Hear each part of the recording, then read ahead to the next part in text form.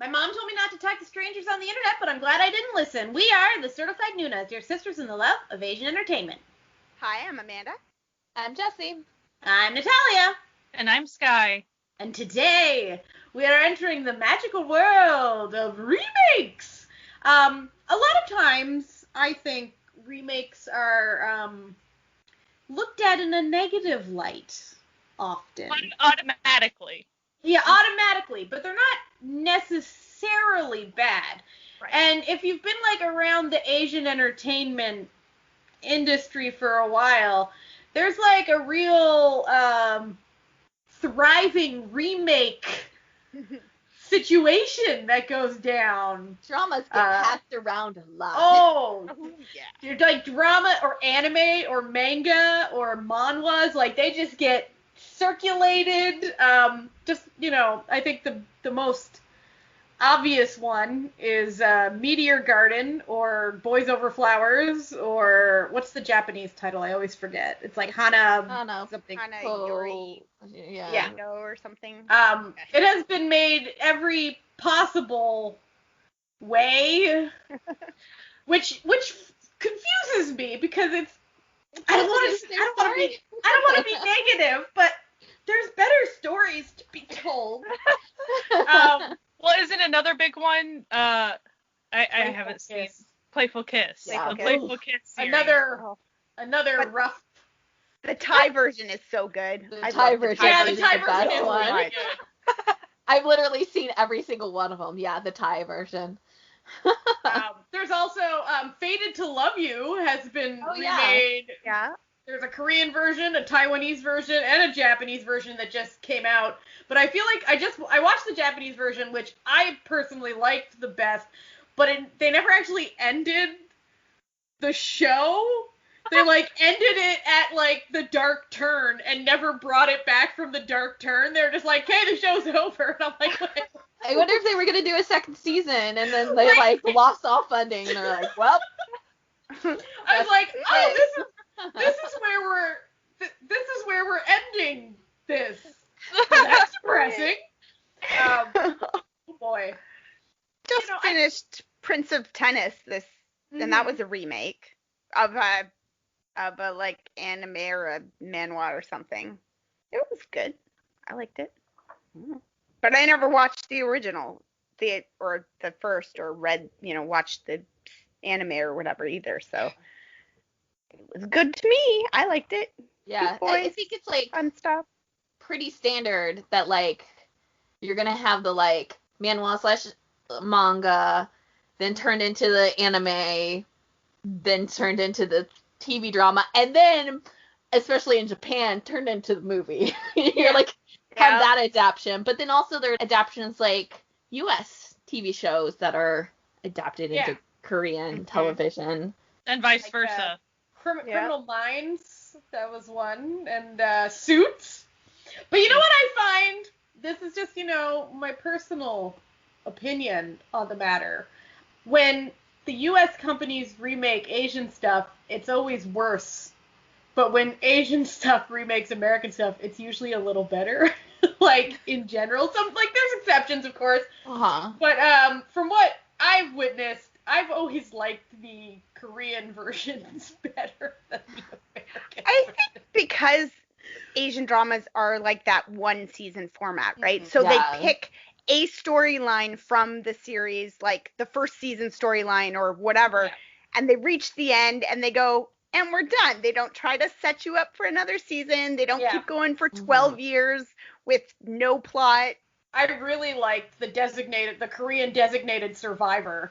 That was really good. I'm still like only halfway through that series, and I've never actually seen, or at least like only seen one episode-ish of the American one.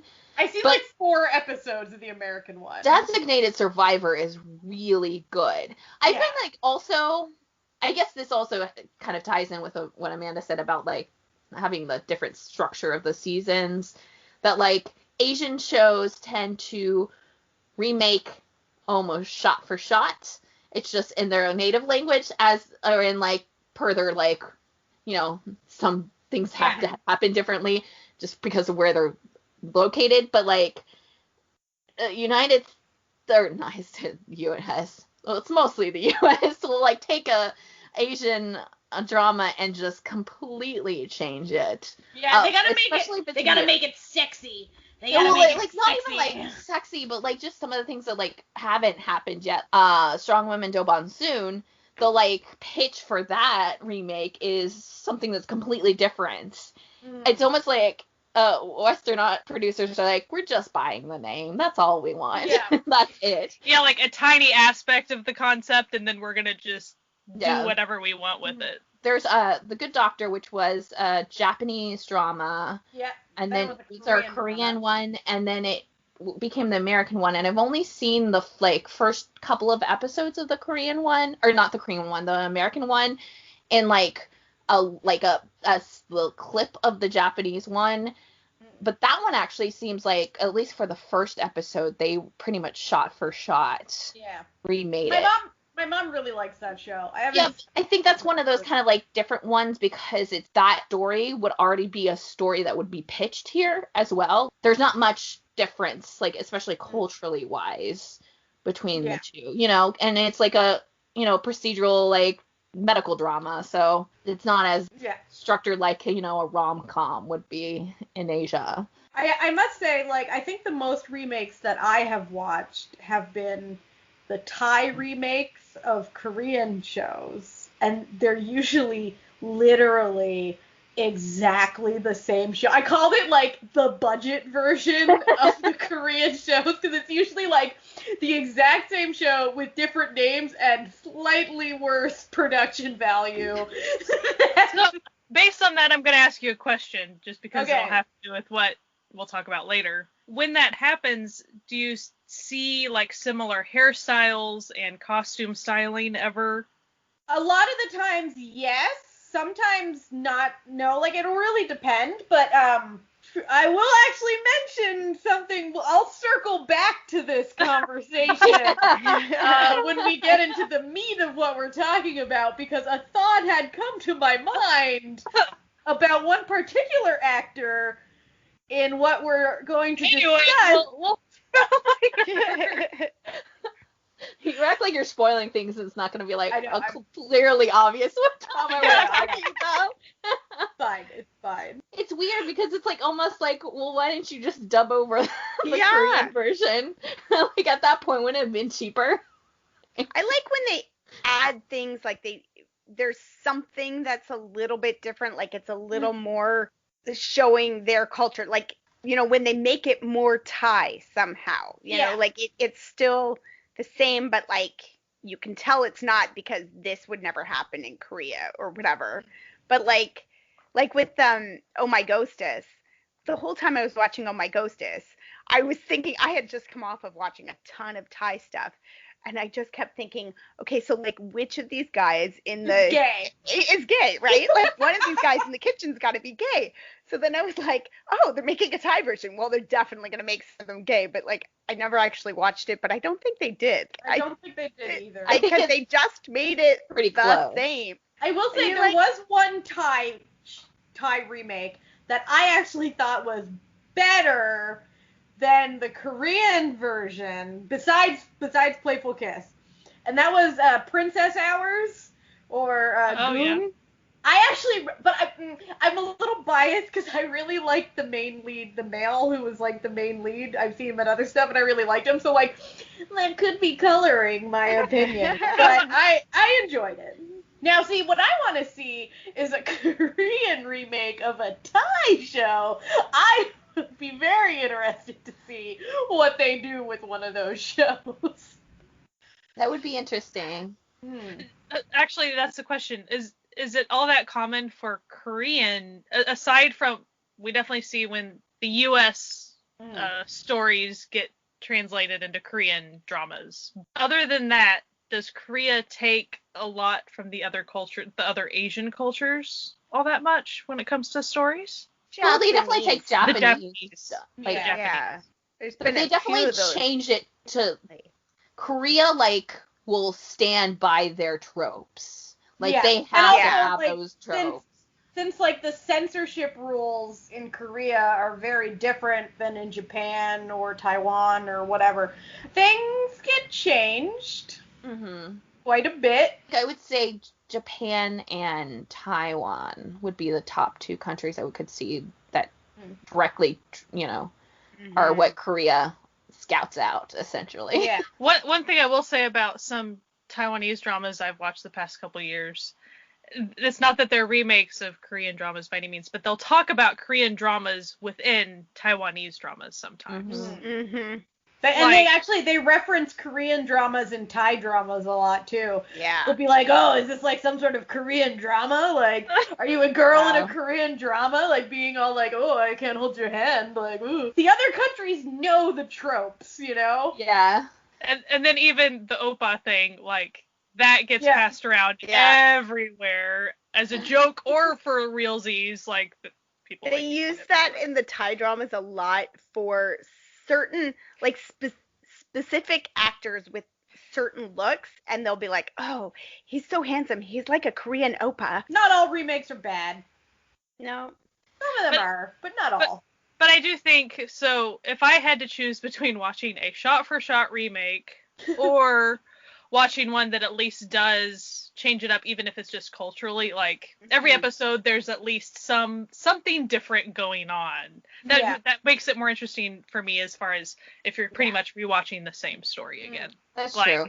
I will say that, like, 365 did that. The first episode was, like, pretty shot for shot, like, kind of, but they definitely changed a bunch of stuff. That's definitely an example of a drama that if you come off of one, you're not going to know the story for the others, really. In that genre, too, I would think that might actually be a benefit as far as it being that's true. In that type of a genre. Because, like, rom-com, but you can still change rom-com. You could change. You can change, but, like, there's a little bit more suspense when it's, like, the person that was murdered in one is not murdered in the other. Yeah. Are they gonna go? Are they gonna go? No, they're still there. Why? And it's not like a rom-com's gonna change the coupling. They don't change the coupling. No. But like they could make someone gay if they're going to Thailand. I'm just saying. That's true, but it would still be the same like character. That like if it's the second male lead, it would be in that second male lead spot. Yeah. I think like a lot of the problem is that people have a hard time with the concept of taking things in the spirit of the original, because when they remake things, either they completely abandon the spirit of the original or they just make it exactly the same. I think for most things that get remade. So one is not that interesting to watch as someone who already knows it because it's exactly the same. And the other one just becomes awful to watch because it like misses what made the original Misses the point. Something that people would want. But I guess it's like kind of just a thing that's like very specific to kind of like us who actually watch a bunch of different dramas, in different countries. I guess essentially we would not be the audience or targets, it's like an audience that like never watched the Korean one, so they're just gonna pick up the thing, which I guess is essentially what Western shows do. They don't ever think about that. Yeah, I was gonna give a small footnote that we're fully aware of how awful Western stuff goes when it's like they take an anime and totally whitewash stuff. And I guess it's different because obviously like Asian countries have different cultures within, but I guess it's a little bit more of their like types of humor and types of romance and a little bit of their cultures kind of mesh better and work than it would be like to bring that to America and try to mesh it. So that is a problem. Mm-hmm. Yeah, sometimes you watch one, like I watched that Taiwan Miss Culinary, and the whole time I kept thinking this would translate really well to American television, to do a sort of like Heart of Dixie kind of quirky small town in the South kind of version of it. I think would work really well because it's so focused on the food and meeting these different people who bring different recipes and different kinds of food into her life and stuff. I was like, I could really see that working stateside, like, but would they miss the point and like make it something else that I would be mad about? Yeah. You know what I That's mean? true. Like, They gotta make it sexy, you know how it is. they'd probably make it sexy in the wrong way somehow. Yeah, you know, like, they're obsessed with the gritty reboots. Like, yeah. I gotta say Yeah, it's now. Riverdale and just like walk away. Like, you knew. Yeah. You knew.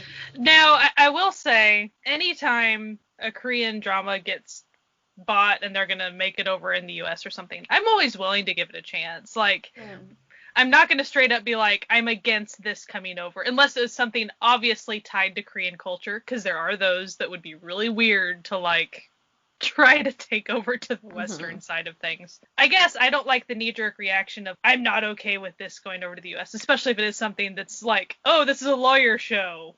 Why wouldn't it work? Like, Yeah. They have lawyers? yes, and vice versa. I don't know. A lot of the times, I feel like it should at least be given a chance. Even though we say this, 99.9% of the dramas that the Western audience or the Western producers pick up will never come to air. They just grab the name because they see it being popular and they just gonna hold on to it for 10 years.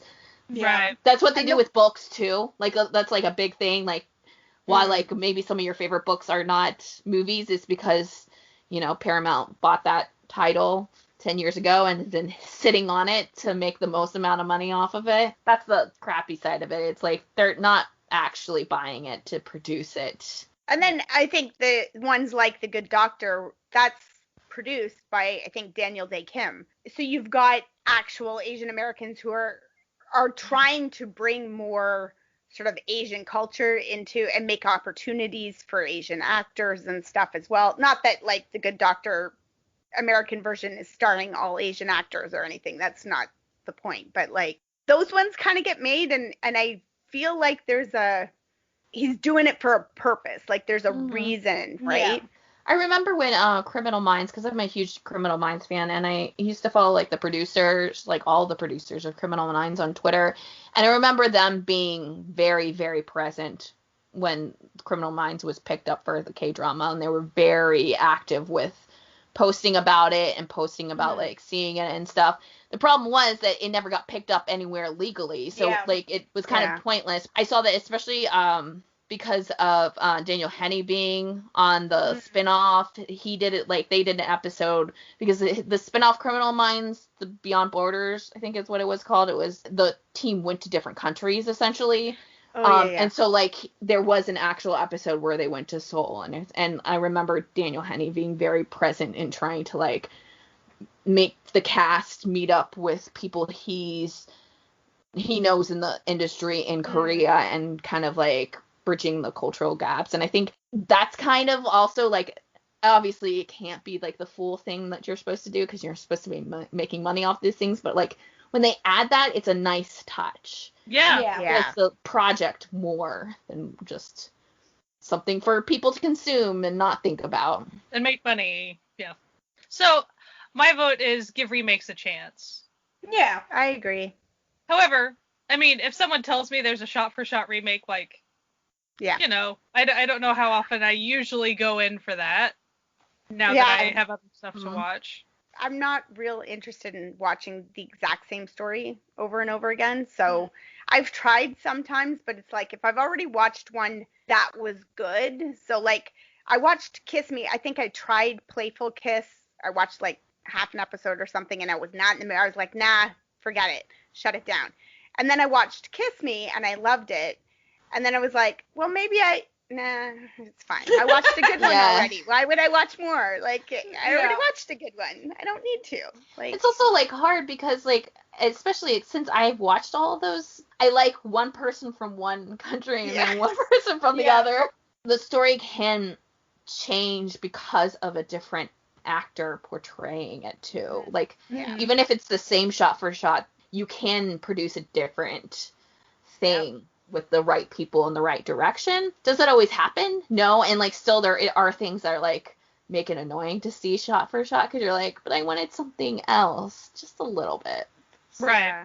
I also will say shot for shot is sometimes a good thing to do if you're not used to whatever other culture you're watching. So let's say you're used to K-dramas, and then there is a Taiwan, a Thai version of it, and you want to start watching Thai stuff. That can be your first step, because that's how I got into K-dramas. Like, I was into Taiwanese, and I watched the Taiwanese version of Fabulous Boys, and then I watched the original Korean version, and that's what helped me.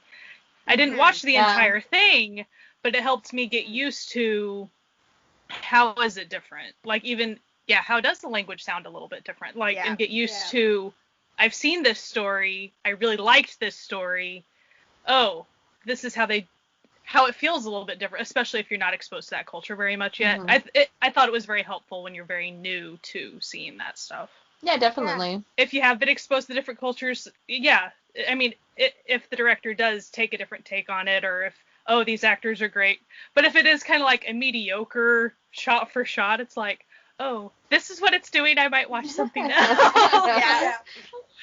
Or maybe I'll write a fanfic while I'm watching this what it should have been. This is what could have happened. I guess at the very least, at least it helps you with learning kind of the pacing of different languages and the tones and stuff, because that can be jarring, not in a negative way, just it's a brand new experience for you to like listen to like Thai versus Korean or something like that, and so kind of easing into that, so then how like sentence kind of structures work, does help.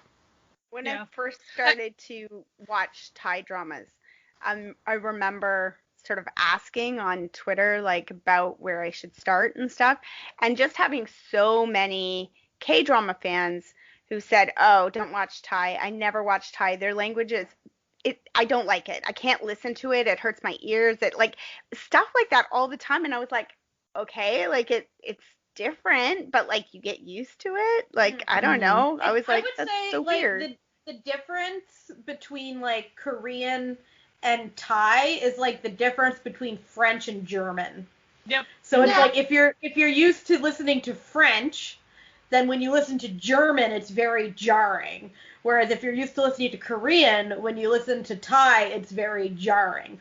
But after, a couple episodes, your brain adjusts, Yeah, Like, adapt. Exactly. Adapt and learn and know that there are tons of people that speak that language. Yeah. And Sawadee-ka, welcome to the world of Thai dramas, Speaking of Thai dramas, shall we discuss this Thai drama we watched a couple episodes of? So, a couple years ago, there was a very well-received show called Another Oh Hey Young, which is on Netflix now. Or Another SO is what it's called on Netflix. Netflix, yeah, because you know how Netflix, they like to switch up the titles on us to keep us guessing. It's kind of a messed up plot. Yes. I'm gonna be honest. To me, it's not that messed up, but that's fine. The further along you get, the more you're like, girl, run, red flags. Okay, so this all happens in the first episode, so what I'm about to tell you is not a spoiler. And also, the show's been out for like 3 years. So there's a girl named Oh Hey Young whose fiance dumps her like the day before her wedding because he says that she's disgusting when she eats. Rough. Pretty rough. But she's too embarrassed to admit this is what happened, so she says that she's the one who dumped him. And so her parents are pissed at her. Everyone's mad at her. They think she's such a loser for giving up this good guy. It was the day before their wedding. Yeah. You then find out that the reason he did was because he's going to jail. And the reason he's going to jail is because somebody framed him for a bunch of stuff. And then you find out it's this dude who thought that she was his ex-girlfriend who had the same name and went to the same school as she did and was kind of her mortal enemy, frenemy her entire life. And then he feels real bad because he done fucked up by messing up the wrong girl's wedding. And the guy's life. Yeah, and the guy's life. Despite the fact that they had nothing to do with his ex-girlfriend shenanigans that she done. Well, also, the big thing is that she did that to him. Like, she left him the day of the wedding. Yeah. A year before. Yeah. So In the he past. decided to get revenge when he heard she was getting married, except she wasn't, because it was this other girl. It was another oh hey Yeah. Which Get it? Which Get the it? funny part of this is like throughout the show, they say it's a common name. It's like, Yeah. okay, then maybe we should have been a little bit more careful. Should done a little bit more due diligence. Are they just used to that in general too? It's not like Yeah. their last names are that drastic. Like that's wouldn't you like keep going? In this sense, I find it actually translates better plot-wise to Thai television because there's not that same overlap of last names in Thai culture as there is in Korean culture. So it's like having two people with the same name, even though in this one their last names are spelled differently but sound the same in the Thai remake, makes more sense as to why he might have fucked that up, because what would be the odds that two people with the exact same name, who are the exact same age, who went to the exact same high school together, would be, you know. But you'd think he'd at least go check out this guy and this girl on a date to make sure it's the right one, you know? Like, Now here's my deal with, I'm not saying that he didn't mess up, because he did. Like, I'm not giving apologetics about that. However, all he did was advise somebody to pull their large investment from his stuff. It's not like so you said that he framed the dude. He didn't frame. well, kind of. He messed up his work and then set him up. Sort of. Yeah, It was bad. It was bad, and he shouldn't, like, it was awful. But as far as, like, it did not immediately cause the guy to go to prison. No. They make it seem like you made, you know, the investment go away, therefore he ended up in prison. It's like, Well, I think there's some business crap in between. The biggest thing is that they're terrible with timeline. Even in the first 2 episodes, a bunch of stuff will happen in only a couple of hours, and then it will be like one thing happens and it's like a huge gap of time. They're not good at that pacing at all. Right. Yeah. And since it is basically a shot-for-shot remake, the pacing is the problem in both of them for the first couple episodes. Although, I did find in the Thai version, they seemed to, it felt a little tighter to me. Like they cut seconds out of the scenes. Like there was bits that they were cutting out. I was like, that was shorter. That was like 60 seconds instead of like 75 seconds. I Like, watched you know? all 9 episodes of Unlucky Ploy. It's shot for shot. Like, I mean, there are small differences, but when I was watching it yesterday, there's a scene in Oh Hey Young where she's searching for her phone, and they didn't really have it, or it wasn't as long in Ploy. But like, she still came out and was like, "Oh, I was looking for my phone." Like it was and he's still like, "Oh, there. here's the phone." Hello. Yeah. on the flip side, there was a really awkward wire jump at some point in both shows. For some reason, the Thai one was so long. They made the awkward wire jump so, like, it was twice as long in the air. It was great. Like, it's already a bad jump in the K-drama, but the Thai one was like, wow, you guys wanted to really show that for a long time. It's like, listen, they decided to double down on it and go hard, you know? Yeah.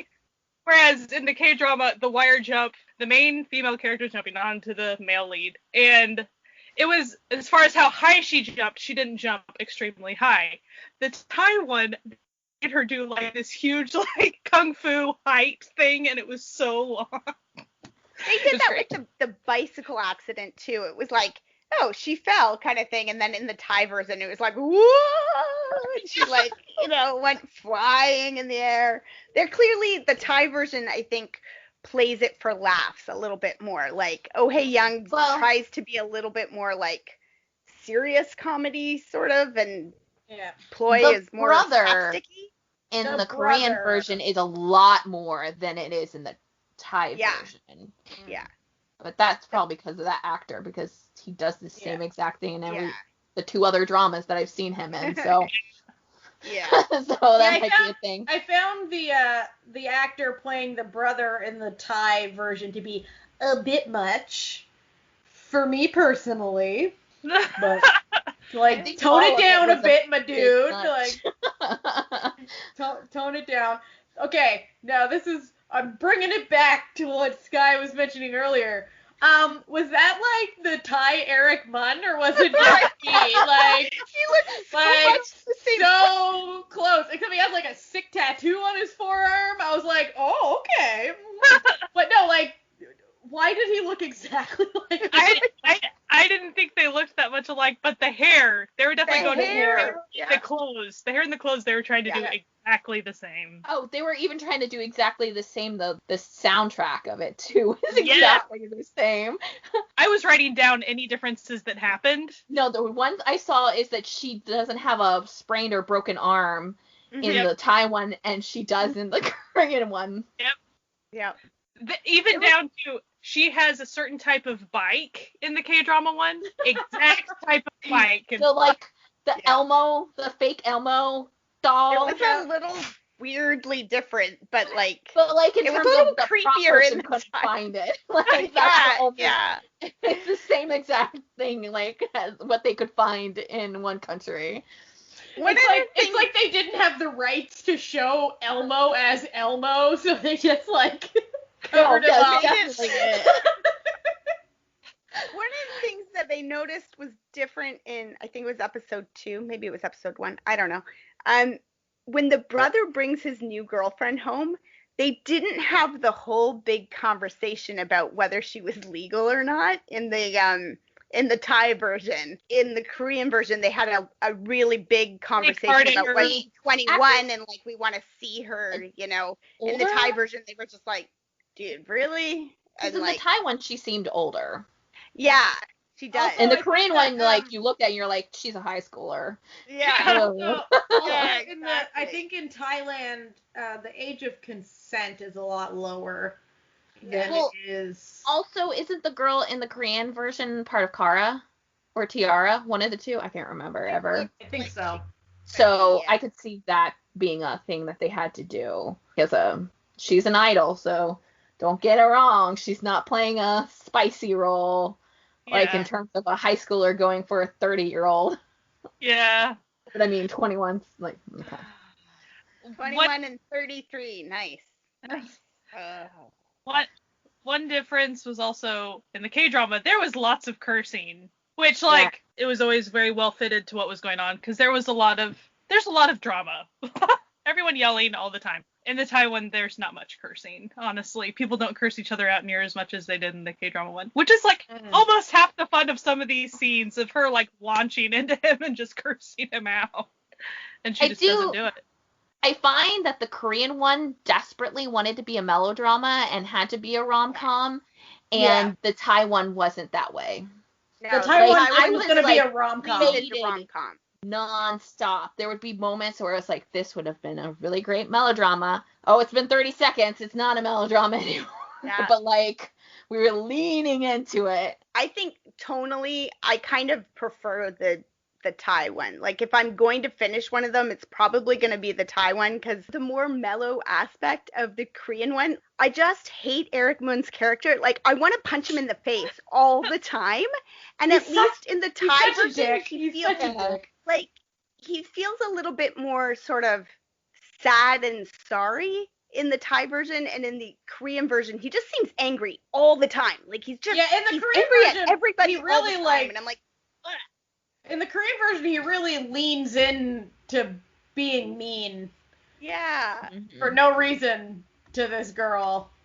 Well, to everyone. Yeah. It doesn't matter who it is. And you just, like, you don't really get that vibe as much. Like, I've only watched the first 3 episodes of the Thai one, but so far, he doesn't seem as much of a dick in the Thai one, and I don't... Yeah. He's still a dick, okay? He's still a dick. He's just not as much of one. Well, I think, Jesse said, I feel like it is... The K-drama one was towing the mellow line once in a while. Trying to, but then wouldn't. He really wanted to be a melodrama, and I was like... oh, this is great. And then it wasn't. And I was so mad for the rest of my time on these stupid episodes. Well, I mean, honestly, when I'm watching it, all I keep thinking is, this would be a really good revenge drama where, like, the ex-fiance gets out of prison and the two of them, like, take Eric Mun's character for, like, all he's worth. They destroy his business and ruin his life because he ruined their life. Like, I'm like, that would be a great drama. Like, Yeah. tell me that story. There was definitely serial killer vibes on first episode for sure. Mhm. Yeah, he does kind of have serial. He does. Well, yeah, you're like, where is the girl he was engaged to? Maybe she's dead actually, and Yeah. getting these calls.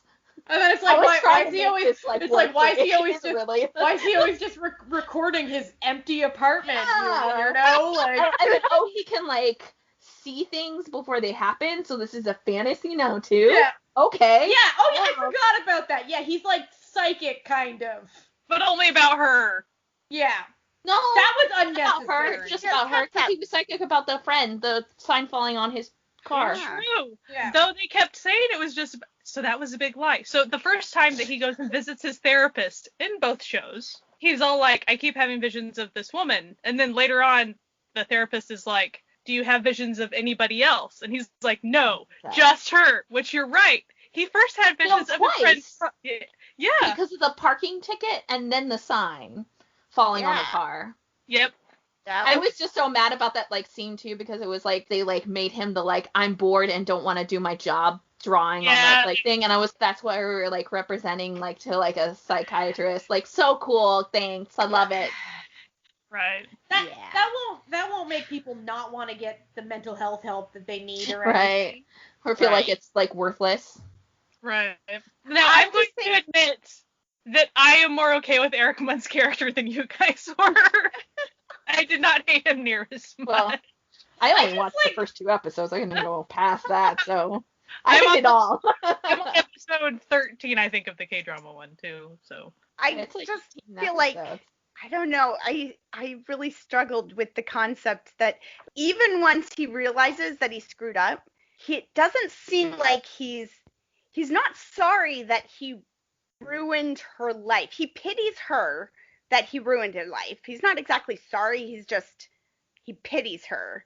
He's kind of sorry to the guy that he ruined his life, but like he's not really sorry that he did this horrible thing. He's just sorry that he did it to the wrong people. And it's like, I know that she's engaged to you, and I know this is a horrible thing, but a girl has the right to not marry you. She doesn't have to marry you. And to track down, like, the guy did nothing to you. He just fell in love with the girl. To me, I would find this story a lot more, I don't know, like, if he actually did it while he was drunk. While he was drunk, he went and, like, told the fiance a bunch of stuff about her or something, and that caused him to break up with her or something. Like, it just would make him more sympathetic that, like, he actually did this stupid, horrible thing while he was drunk. But but he didn't. He wasn't drunk anymore when he did the thing. No, I think he was. The next day, he got in the, like, elevator. He chose to do it. Again, the pacing time jump thing, like, so who knows? Honestly, I won't be able to tell you like because the scene cut is very much like, you see him drunk, he does the dartboard thing. Yeah. Which decides the fate of the situation. His friend is pressuring him. Then, all of a sudden, there's like, no, it totally is. It's the night he's drunk. They just don't show that he's like super drunk still, but he's still drunk. I just find that it's the same night. The friend seems more sorry about what they did than he ever does. It's his personality. Yeah. I'm not defending. I'm not saying that he's a good character. To me, I enjoyed it because to me, a lot of the people were crappy. Like the characters are not great people, but I'm okay with that. They don't need to be my best friends. Like, I was enjoying just watching them mess up each other's lives, kind of. No, like I'm awful. I think that as a character, he's fine. It makes sense, but like maybe slightly less sociopathic would have made me enjoy their romance a bit more. I mean, I obviously haven't watched as much as all of you, but like the psychopath in the story is her mom, and she was the comedic relief, and so that like put me off. I hate that. Like, right. And I even like wrote down in my notes, I figured out why I prefer crime dramas over anything else, because like the person who's actually that terrible gets Bad guy? suffered, is the bad guy who suffers consequences, and it's not the comedic relief that we all like, like, that's cool that she's, like, completely, like, emotionally manipulative and also, like, physically abusive to, like, not only her, to everyone else, and, like, it's not being treated, and, like, it's probably did it to the father, because the father's very complicit in, especially the Korean version. I'm like, no, this is not, any of this is fun for me. Like, it was a terrible experience. Like, Cool. The mother character, I really have no sympathy for either, because in that first scene where your daughter comes home and just starts stuffing her face right before the day of her wedding, you know, if you know your kid at all, you should be if like, you cared about your kid at all. Like, you should be like, something the fuck is up. Yeah. Like, if I had done that, my mom would have been like, something has happened. Yeah. For sure. And it's like, they could just ask, hey, why did this happen? Please tell me the truth. I love you no matter what. And then that would have solved it. But then that wouldn't have, you know, they would have kicked her out of the house. She would have ended up living in his closet, essentially, so. Everything is really based on their, like, we gotta make these characters do what we want the story to go for. It's like, everything is sort of based on the mother making really mean decisions. That's the plot device that really... Again, I find her marginally more sympathetic in the Thai version for some reason. But maybe it's just because I actually got into, like, the third episode in the Thai one, and I haven't gone that far in the K-drama one. So you see a little bit of, like, the mom actually being concerned for her daughter and stuff. So, like, maybe that's why I'm a little more sympathetic to her. But as the plot goes on, the truth is eventually revealed, as it always gets, you know. Yeah, and she feels really awful about how awful she was, and it's like, well, maybe you shouldn't have been so awful to begin with. It doesn't, but like at that point, it doesn't, like, excuse anything that she's done. It should never be TV abusive. Yeah, because they were like, oh, she's, like, taking off her, like, apron and doing all this stuff, and then, like, the husband will rush in and be like, you know, like, try to stop her, very funny, comedic way, and I'm like, this doesn't sit right for me at all. No, I agree with that. I think that even just the main four people, as far as the two couples, depending on how you look at couples, none of them were, like, great people, so people that watch dramas, that they only want to see dramas that exhibit, like, really friendly characters that they would want to be best friends with, or they're trying to self-project into, this is not a drama for that. This ain't it, Chief. This ain't it. Yeah. To me, it's a drama that you hear about a lot. People talk about their great chemistry and stuff, which I think there's that one kiss that, like, I see the clips of all the time, and I'm like, okay, there's a hot kiss, but, like, one hot kiss does not great chemistry make. It's not, you know. What they're really saying is that one kiss had good chemistry. Yeah, like, you don't watch 18 hours of a drama just for one good kiss, for the promise of a kiss, because if you're not enjoying the rest of it, that kiss is not going to be enough payoff. I feel like this is one of those dramas that people, you know, when it was airing, they were really, really, really into it. Like, everybody talking together, and, you know, and it maybe doesn't age as well as... Since I've watched up to episode 13, and I am going to finish it, I think they do have decent chemistry as time goes on. Like, of course, it's better than the first two episodes. Like, I mean, she does a good job with chemistry, like, that I've seen her. Like, she's definitely known for that. So, and I thought he was really, like, again, the characters themselves are crappy people. A lot of the chemistry is very much hinged on a lot of their conflict. I mean, because they're trying to do the mellow thing. So it's not just that. I think that there's a fair bit of chemistry, but a lot of it is conflict. Like, it's a lot of conflict stuff, and takes about 3 days for them to finally get over a fight. You know, just a lot of the very typical K-drama stuff that we've seen in a lot of What I love about it is when you're watching it, I sometimes do this in shows where I then, like, project my thoughts. It's like, how long would this relationship last past the end of don't this ever show? do that with any K-drama we're talking about. Ooh, not feeling it. Not feeling it. Oh. I am curious to see with this one because I noticed that, and on my drama list it says that Oh Hey Young is 18 episodes.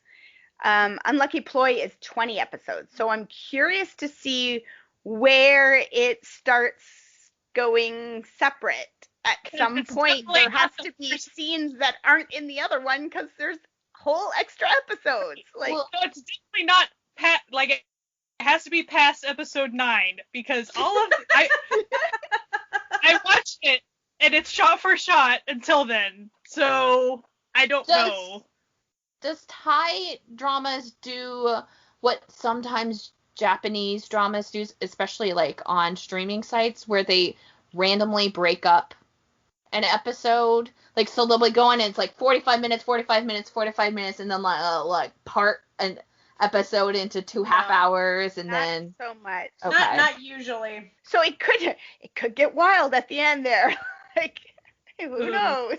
One thing that I really, really liked, and I mean, this was like the very, very beginning, but the very, very, very beginning of the very first episode, I really, really loved the way they did the transitions between their two scenes because he was doing this sound effects for a scene, and like she was not the actress in the movie that he's doing a scene for, but all his sound effects like worked for what she was doing in her scene, and they kept going back and forth between them. I really liked that. I thought it was really neat, and I kind of wish they did that more throughout the drama, like that there were more scenes like that where he was working in the office and like it was corresponding to something else that was going on elsewhere, because that was a really neat thing. Mhm. But That was well filmed. I just wish there was more of it.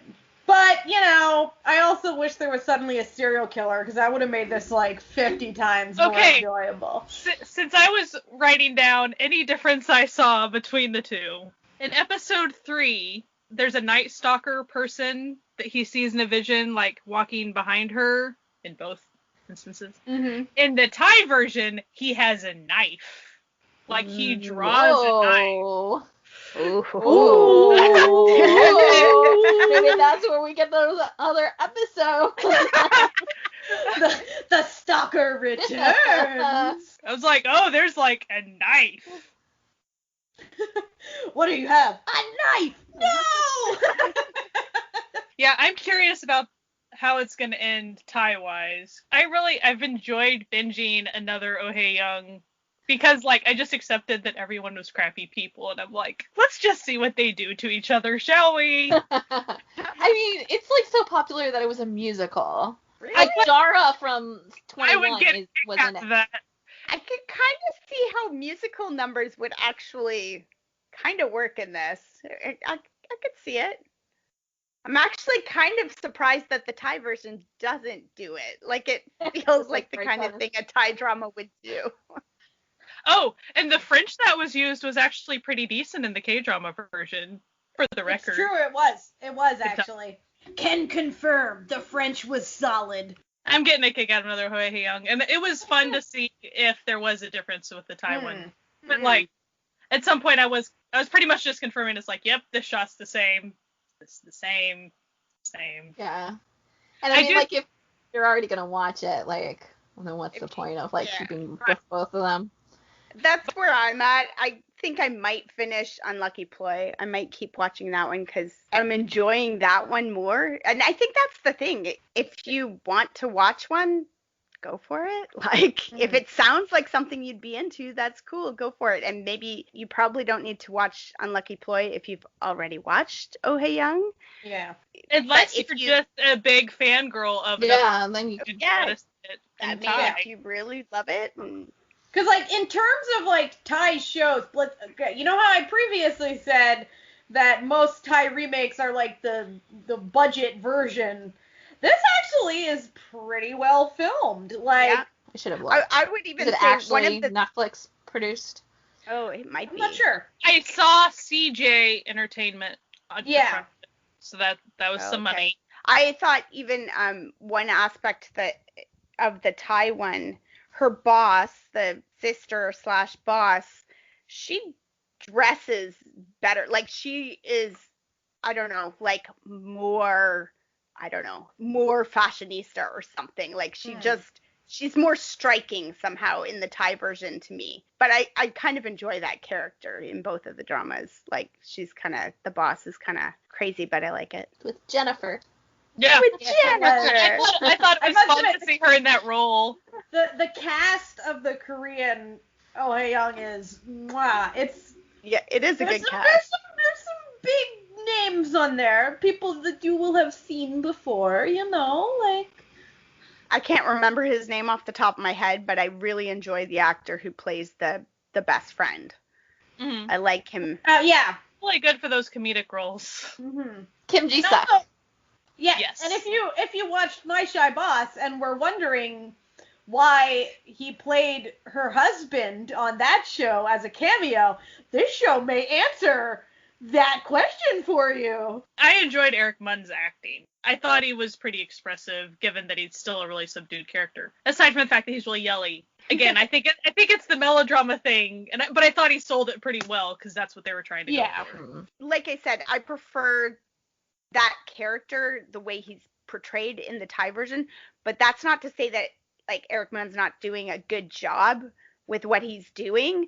That's just a different direction. Like Jesse was saying earlier about, you can do a shot for shot, but like different actors are going to bring different things to a role, and you're going to, connect with one in ways that you don't connect with the other, or connect with them differently. And it's not a bad thing. It's just a different thing, right? Yeah. Just as a side note, because I just saw it, it says the series held the record highest audience rating for a TVN Monday-Tuesday show and became one of the highest rated Korean dramas in cable television history. The drama was extended by 2 episodes and 2 specials. I did assume with an 18 episode that it must have had an extension, because especially it's like a 2016. Sure it was too popular to have been cut down from a 20 episode. I know for me, the thing that made me keep binging it pretty quick was like, okay, he's such a bad dude. Like, just, he's a jerk. So it's like, how is he going to come back from that? Where's his redemption arc? And how is this going to work? Because it's going to work, but like, how was the question? I so mean, they go, back and forth, and it's like, okay. The show definitely has some mystery in like a variety of different ways. I could see where you're like, where is this going, and want to watch more and more and more. Where's the turning point for this character to be okay with this? Because like, what point? Yeah. Once the truth hits on all fronts, it's like, how are we gonna recover this? Yeah, you guys how do you get back from that? Yeah, so, I can see how that's like candy for ratings. Like, it's the John Mulaney, like, a lot of people are gonna have to get real cool about a lot of stuff real quick. I know that one character set that I'd be totally fine with not even existing in the show, either one, was the mom. I mean, I understand how his mom. I understand how she's a device for obvious reasons, but yeah, I mean, just having a really gold digger type mom is just not a fun. And how many times do we have to explore that in how many episodes? Like, that enjoyable. Like, that's the good thing, is just showing that they've got terrible moms, so that's how they became those type of people. Like, too, like, it's not like a product of who you're raised by. Even Oh Hae Young, she's selfish. Like, there's some victim mentality, there's some selfishness. No one is totally innocent in this show. During the flashback, when they were like, she was talking about like being the, the other miss, they weren't friends with her, and they obviously like the other girl more, but they never were actually terrible, like, especially even like Korean bully terrible. And when like that point when she gets hit in the head, like, everybody rushes to help her, and you would have expected no one to have like yelled her name about the ball coming to hit her. Right. They yell for her, she just isn't gonna like respond to it because she's been conditioned not to respond to her name because it's never her. The other is there, she's helping her, they like make sure that she's okay, like a swarm of people come to make sure that she's okay. And I was just like, for someone who says that they're like outcast so ridiculously in school, you had it great. Like, let me tell you. Well, like when they do the when she goes to the reunion, like everybody's happy to see her. It wasn't like she's awkward or like they're all like there's some joking like, oh, we thought it was gonna be the other Hey Young, but we're glad it's you. They're nice to her. They're happy she's there. They're joking around with her. They knew she was like gonna be married. Like they know a lot, and like definitely don't. She's not a foreign person to them. She even says it. She's like, oh, I didn't talk until after high school. I'm like, I get it. We all have our issues, but yeah. It has like the real. That seems like a you problem, energy to it. I was just like kind of shocked. You could have just given yourself a nickname, like right. Like call me P-Dog, like I guess we were like used to it. Like in my school there would be like a ton of Jessies and Jessicas, and we all like figured out what our names were gonna be, or Yeah, there was always like at least two. One class I had 5 Amandas in my class. Like it was, You figured it out really quick. Figure it out. Yeah, you have little nicknames. So to me, there's really no character in the Korean version that's really blameless. And you don't really, you get that Thai side, and it's funny. So it's shot for shot, but I agree that because the Korean drama goes a little more mellow at times, you get some stronger personality flavors at some points, I think, during the show. So you see a little bit more of the selfishness exhibited in Oh Hae Young than you will really get on the Thai side of Ploy's stuff, because she pretty much goes between either being kind of silly, she does the comedic stuff, or she's still kind of pretty subdued. I don't know. It's just, you see a little bit more of it K-drama side, I think. Even the pretty Oh Hae Young, she has some stuff going on. Everyone has some stuff going on. Well, everyone needs to be in therapy with a therapist that actually pays attention to what they're talking about. Right. Yeah. You saying that the other Oh Hae Young has issues, like, I would assume so. Like, you don't just wake up on the day of your wedding and decide, I don't want to get married for no reason. Okay. So the two things that bugged me throughout the entire show so far have been, again, he did not directly throw that other guy in prison. So, that dude still chose to break up with Oh Hae Young. That was that dude's choice. Yeah, he could have just told the truth. He should have, there should have been some more communication there. So that's a thing. But then the other couple, it's like, and spoiler, it's because his mom was abusive towards her. Surprise, surprise. It was awful to where that should have been a conversation. Yeah, he should have said, like, he doesn't like his mom either. So he should have, like, been like, you know what? We don't need to have a relationship with her because she's terrible. Like, I get it. Like, culturally speaking, that's, like, a big deal. But, like, there's limits, That's it's like not everyone in Korea is doing that, like, Yeah. So that Oh Hae Young should have eventually said something about your mom as being horrific. Especially when he doesn't have like a good relationship with her. It's not like she was like his best friend, because I could see that when you're like, I can't say anything because like he worships the ground that she walks on, and it's the mom. That's not like her. But if that's not going to happen, then also and even when she's like revealing the truth, so that Oh Hae Young's like supposedly revealing the truth of like blah blah blah. There's this recording anyway. She still never brings up that the mom was awful. Like she never reveals it. It is not revealed that the mom is awful. It's like everyone needs to just sit down and talk. Like communication. Well, that kind of like definitely goes back to this show. Definitely leaned on, I want events to happen, so I'm making my characters do those things to create those events, which is not a thing I like to see, because I like characters, so I'd be fine watching all terrible people on screen. When it's like clear that like everybody's motivation is because of a predestined thing that the writer put in, you're like, oh, okay. The only way in my head it makes sense that she would tell the guy who's telling her that he's going to cancel the wedding the day before that she wants to take all the blame for, like, she would have been a different person. it didn't make sense for her, the character that they established, that be her response to Well, that.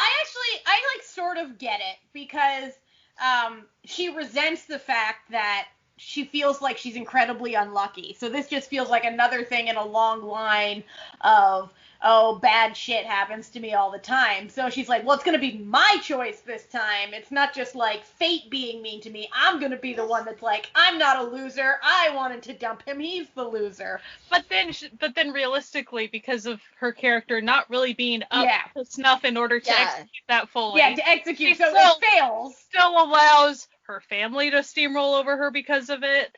You know, society. I mean, it's definitely like a product of like emotional abuse, but also like, do I think that the writer actually was leaning in towards like she has like emotional abuse because of her terrible mother? No, because they wouldn't have the mother be as comedic as what. So like that's like me like trying to make sense of what's going on. I just still don't believe that her, especially at the time, especially when you were given, that would be her response.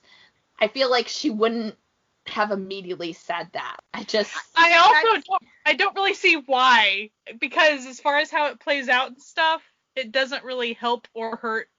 No. Yeah, it would have been better if it was him breaking up, because then like, you know, she could have had a like, what a dick. Look at what this dick did. Like, what I'm not. Look, who would do such a? Look at this man. What a bad man. But no, now it's just like, oh, what a bad woman. The only reason is, like, I would assume the reason that she says that is so that the writer can make it so that she never actually figure out that he's going to jail, and she still, like, the time that I watched it, she still hadn't known he was in jail. So that's the only reason she would say it that way, is because then it produces a storyline where she's not going to actually contact him or like look him up, because like if it was a revenge plot, she would have already looked him up and like try to figure out stuff. And then she would have known that he was in jail. But, like, this bypasses that. So, again, it's just, they have what they want. But, and like, I know that a lot of because do this. I'm aware of it. And also, when you, like, look at his character, like, as time goes on, he seems like the kind of guy who would sit her down and be like, listen, these charges are totally false. Like, it's all a big misunderstanding. I'm not going to be going, like, I'm going to be booked and indicted, but I'm not going to be convicted because like I didn't do anything, so I'm gonna get out of jail soon. Like, let's just postpone, you know.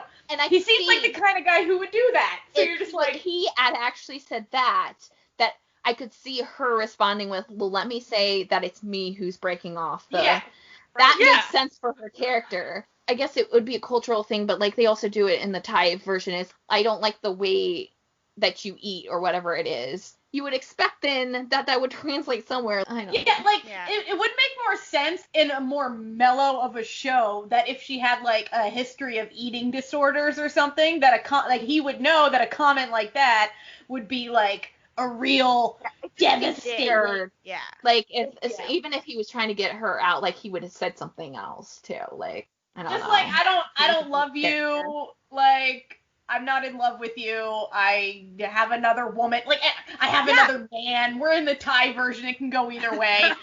Like, you know, like just anything. Like, I'm moving to a different country and I don't want you with me. Then she would know he was in jail. Then still, like, okay. Listen, I'm being nitpicky too. Same lines too, though. The like the male lead, as we get to know him and see how rotten his relationship is with his mother, I feel like, to me, like, I kind of would have expected his wedding day to go kind of differently. I almost expect that, given their relationship and what kind of character he is, that he would have assumed his mother had something to do with it. Right? What did you do? Like, even different than his brother. He just is annoyed by his brother, who's just a fuck up stupid person. Like, that's really what it boils down to with them. But he actually, like, resents how terrible his mother is. So, like, it's like with the brother, he's like, oh, you're just a stupid fuck up. Like, oh, you annoy me. But with the mother, he's like, I fucking hate you. Like, I don't like anything that you do. Like, well, that's the thing. So the pretty quote unquote Oh Hey Young would have been aware of this. Like, would have known. She could have said, like, yeah, your they mom shouldn't be together because that wasn't a good relationship because they don't know anything about them. So maybe it's about that So you're not maybe. married.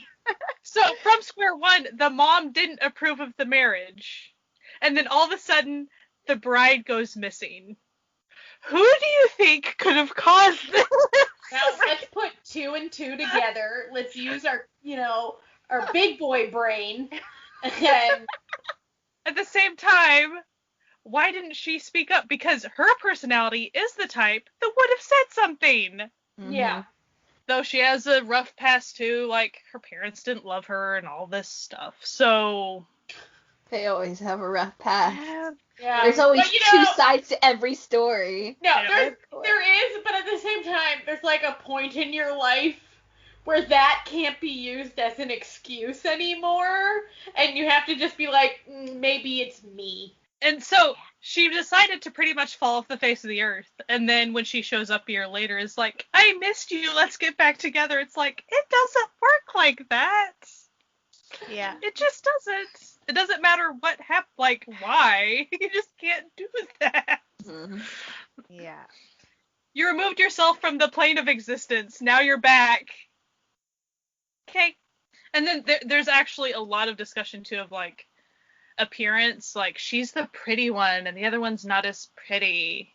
Yeah. And Except that which they're is, both like, very gorgeous. good looking. But they're both like at the same level too. Like there's not even like the flashback time and like she It's may like, have okay, been like- asleep a lot of the time. like giving her messy hair and putting some glasses doesn't actually like. It's like she's all that again. Like okay, like she's not Sure. Clark Kent here. Like you can still see she's good looking. I always love that about shows like this where it's like, oh, like she's so ugly until and you're just like looking and you're like, in no world would anyone look at this woman But and honestly, be like if she actually was viewed that way, no one would have talked to her. Like in real life, that's what would have happened at that school. Yeah. No one would have talked to her. She would not have the incident where like people were like worried about her getting hit by the ball. Like if actually the people around her perceived her as that way. And I understand that like the show could show that like, her perception of herself is different, but like still like As somebody who wore glasses all through high school and had friends and dated, putting glasses really- on doesn't like that was never the thing. automatically turn men off. It doesn't. no, it's really not. Like, I'm not entirely sure why that became a trope because it's literally never been the case. It's never the case, and nobody ever thinks it's the case. So we're all collectively going, "What?" Yeah, so every time it's like, four eyes. I'm like, literally nobody says this. Like, they would already saying mean things to the person. Like, that would just be another thing. It wouldn't be the thing, Yeah, it wouldn't be their only like retort. Their They would only actually thing. like be like constantly going after the person, which that happens. But yeah, but it's just like, okay, yeah, my eyes suck. What of it? so do like half the people in this school. Like, you know what these people glasses wear allow me to glasses. do? Sit in the back instead of the front. Like, Yeah, come on, let me be. But even in the present time, it becomes a lot of this like, oh, she's still prettier than me, and oh, we're both wearing a red scarf, but hers is prettier, and we're being compared because we're both wearing red scarves. Like there's this continuous like appearance appraisal. It is not fun. I did not like that. Get over it, girl. Like, just like then that's a you problem. But everyone around her also did treat her like that, though. So even it was an event, the coworker event stuff, and the coworkers, because they're drunk and they're jerks, they would say stuff like, "Take off your scarf, you're not as pretty as her." So like she gets crap from the people around her too. But like, also, what an absolutely shitty thing to say to someone. Take off a scarf, you're not as pretty. Like, fucking scarf. Like, what? That's what I'm saying. Affect your attractiveness in any way. It's a very tired thing that comes up periodically. It's like, okay, I'm done with this discussion. Like, blah. Everybody's different, and everybody's like mental like health is different. So like, yes, they could never get over it. Something that like most people could get over, someone could not get over. It just wasn't presented in the show as actually like what could have been happening. They just want it to be perceived as that way. And, you know, it has the trope sheen to it. It is all a trope thing. This is the shorthand for her thinking that she's not good enough. You know, like... Yeah, this is... Pretty one, the ordinary she's one. the poor girl that, like, right. You know, they gotta get the trope in there somehow. Tie side, though, so Ploy, she's unlucky rather than just being ordinary. Yeah. So a lot of it has to do with, like, luck and just crap happening to her. Oh, hey, young, crap happens to her, too, but it's always like, I'm the ordinary one, I'm not the pretty one, is what a lot of the stuff is. In the Thai one, bad stuff actively happens. Yeah. You just actively feel slightly cursed. Yeah. Not like horribly cursed, just like... But it's just like looming. It's just there in the back of the... It's like, if something bad's gonna happen to someone... It'll be her. Probably gonna be her, you know? Yeah. And actually, I sort of feel that because I'm kind of the same way. Like, bad things happen to me all the time. Just not like horrible things, just like little dumb things happen, inconvenient things. But instead of becoming absorbed in a strange victim complex about it, I have chosen instead to find humor in all of this and be like, I'm cursed, it's fine. It's fine. They all need to go to therapy. Yeah. Oh, yeah, sure. It's enjoyable for some people. Like I said, Yeah. I'm actually totally enjoying watching it. I'm not... I can understand why people like it. Like, that's not... Yeah. Definitely, like, my hatred is not and what other people, and I don't expect that from other people. Just because you enjoy a show over here for like, oh, I love every aspect of it, you know, I like the characters would be my best friends and I really like them and all these things, then you can also enjoy a show that's like the opposite, like these people are crappy, they're all awful to each other and need help, but like if you're still having fun with it, it's fine. Yeah. I enjoyed it when I watched it, like, because you get, it's one of those a lot shows, of people did. yeah, it's one of those shows that, like, really sucks you in, like, when you're just like, I gotta see where this goes. I gotta, like I can see that. What the crap is he gonna do next? Like, it's what a lot of it is. Oh, I'm intrigued, and I, like, don't want to watch it, but, like, I'm still, like, intrigued, like, maybe I'll just, like, look up spoilers just to get it out of the way. Yeah.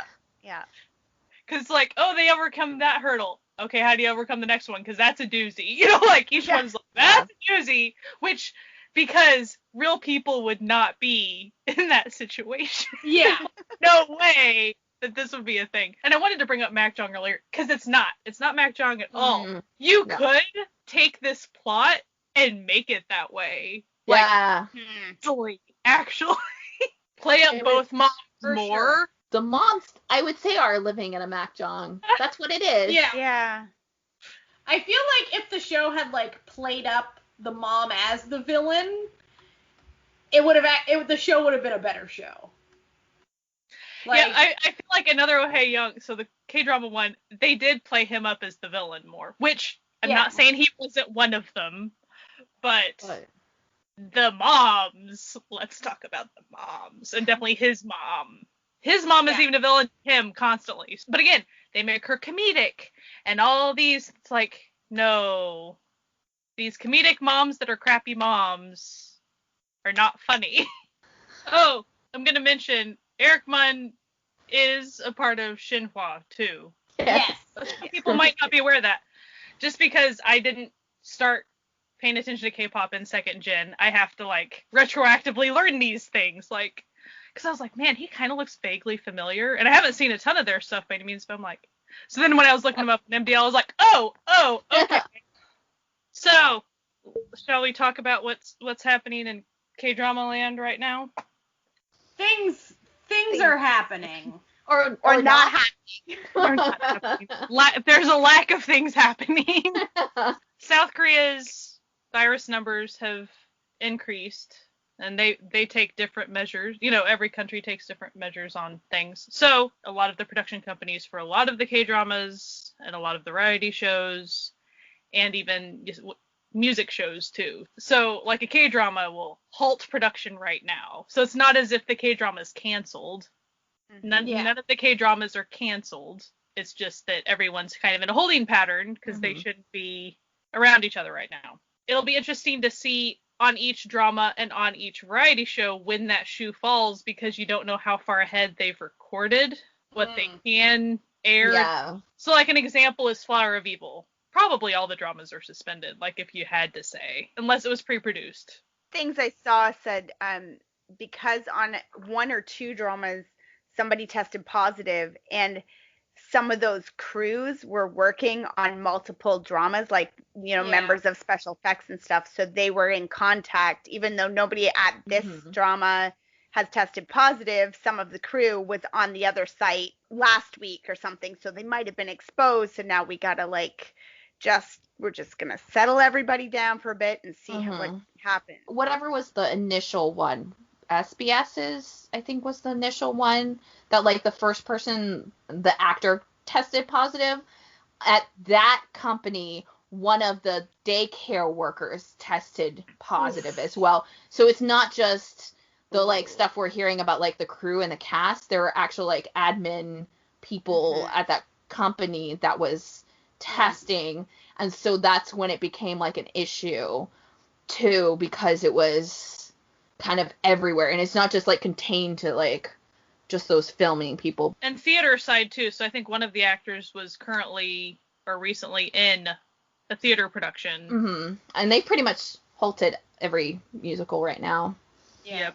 I did read when it comes to, like, for instance, the K-pop music shows. I'm not saying that they're all exactly in the same building, but they're pretty much in the same area group of buildings, so that's a thing too. So again, you can imagine that staff and people are between, even if you're just talking the K-pop groups, for that matter, they hop to all these different buildings. Well, yeah, if you think about it, like, especially like if you've never watched a music show, they don't just perform and go away. They'll do extra things like little interviews with the hosts, and the hosts are idols of different groups. There's a lot of mingling that happens, and these all require, crew members. It's hard. And then also if Korea jumps to category 3, they can't have more than 10 people in a space at all. So, like, that would be a thing. I read one place that it was category 3, but I'm not going to swear on that. 17 needs to, like, do something. Yeah, and they'd, like, divide off. NCT and 17 and go on down the list of the large groups. But definitely the dramas, I feel like all of them are halted as far as ones that aren't pre-produced, which, I mean, over the years there's been a rise of pre-produced ones. What was interesting was that Netflix Korea was the first production company to be like, well, we're not. Yeah, they were like, nope. We're not going to mess with this at all. Like, no. But I guess they're also in the best. Netflix Korea is just a subsidiary of Netflix, so, like, it's not like their entire company has really stopped, and their revenue is people streaming older shows. So, like, Netflix is good. Netflix is prime for this time. Right. So, if you were watching an on-air thing, you might have a delay, or you might not be able to keep. School Nurse Files, which was completely pre-produced because there's a lot of effects in that. So that one looks trippy as hell. Crazy. There's Bogum's show finished. Yep. Record of You. Right before. Oh, I was sweating on that one, guys, because, like, I'm really excited for that show, and they're like, oh, he's gonna list at the end of the month, and we're not producing right now. I'm like, this is crappy. I don't know what's happened. But no, they were able to finish his filming and stuff. So yay! I did see that Netflix is going to be airing #Alive, which is the zombie flick we talked about in our summer horror episode. Yeah. So if that's something you want. That's pretty awesome, because wasn't that in theaters like just this summer, wasn't it? Like June. It came out in June. Yeah. That's a pretty good. Yeah. I think it's. And maybe it's because of the current situation, but we're just gonna enjoy it for what it is. Yeah, exactly. We'll take it. So it's a great time to look at your to be watched list or your on hold list. Like, I'm a really bad on hold list person. I do that a lot. This is your time. Yeah. It's a good time to check out C-dramas because a lot of Chinese dramas, most Chinese dramas are pre-produced. So there's a lot of stuff that's still sort of currently airing because it's been done for 6 months. It looks like they might finally actually release The Wolf, which they've been like advertising for like 2 years and has been sitting on a shelf. But like, I think they're like, well, we're not making anything new, so like, let's get the stuff off the shelves and like, whew. And if you want to like delve into like a weekender or a daily drama yeah, this on is like your Coppola, time. this is the time to do it, my dudes. Okay, just for my own entertainment, what's your guess on how many dramas I have on hold? When I say on hold, things that I have actually watched at least one episode of usually. I thought you meant like on hold that you were currently watching that like it's not suspended because of Corona. No, sorry. Like 36. I'm gonna go with 53. Oh, I was gonna say 54. So. You guys are so nice that you have such faith in me. 106. 89. Wow. Oh. And So- some of these are like I'm midway through them, Wow. but some of them are like 2-3 episodes. Well, maybe I you only should have look. 34 on mine. I'm feeling. Yeah, you guys should feel really okay. good about This yourself. is also But, the like- time to clear out your list too. Like, Yes. really assess Little things. spring cleaning in the Maybe fall. update your profile. Right. Okay, but on my plan to watch list now. Okay, let's That's a do that here. different story. All right, take your bets. How many are on my current that I haven't on updated your in like plan 2 to months? list. On my plan to watch list. I'm I gonna don't go know. 250 for you. Because mine's like 400 or something stupid, but like you've watched a lot more than I've watched. So like, Mhm. I don't know.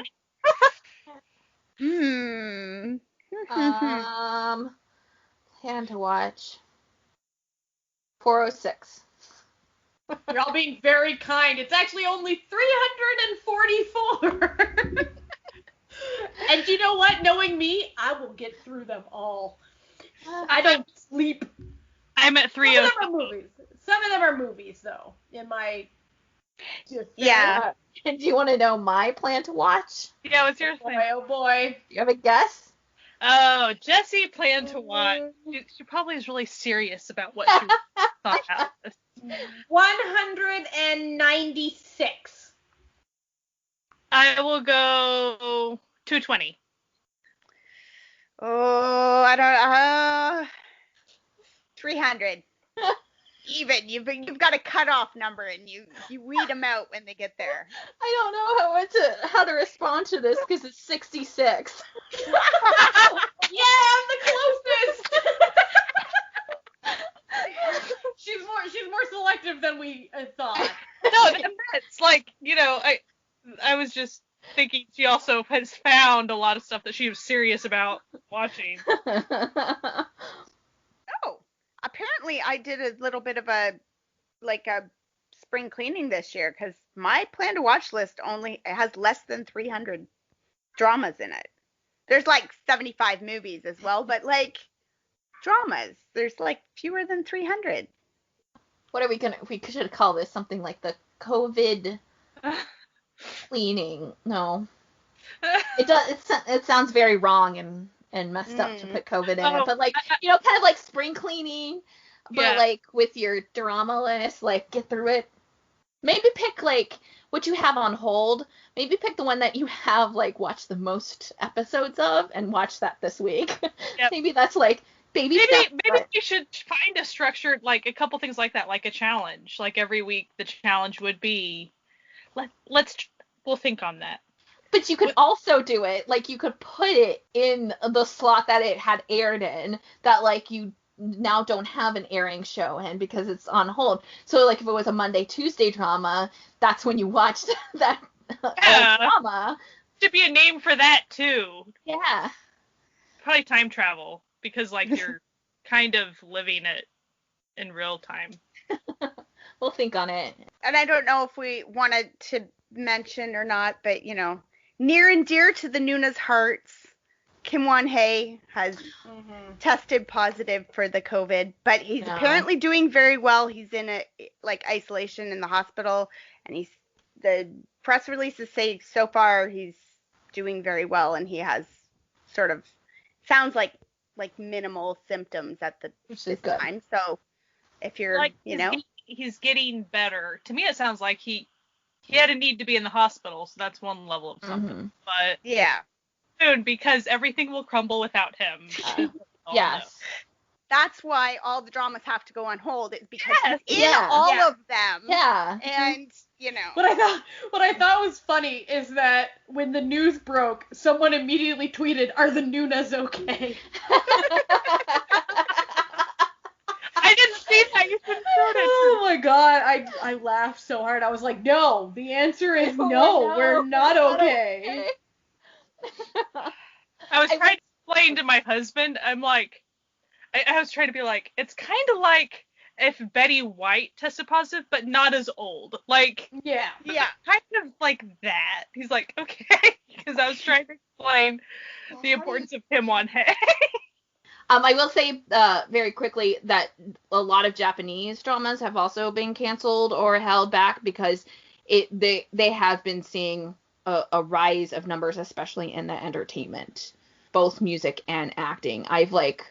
It's almost daily that I see a new person show up that's tested positive. So I assume it's going to continue on being closing for Japan as well. How has Thai stuff been handling reopen stuff, and the Thai dramas and stuff have started shooting stuff again.